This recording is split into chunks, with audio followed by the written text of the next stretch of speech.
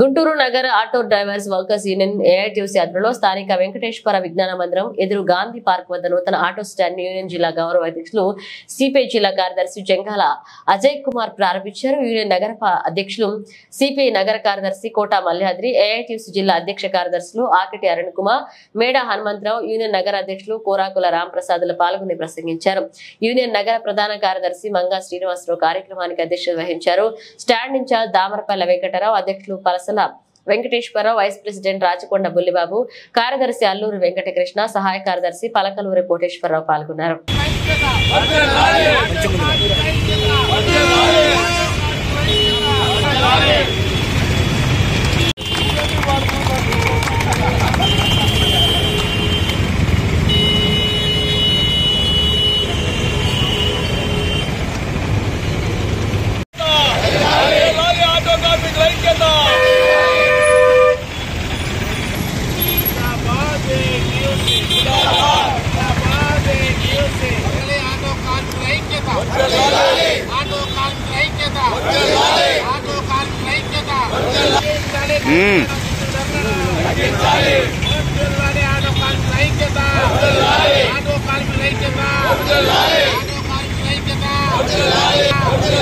auto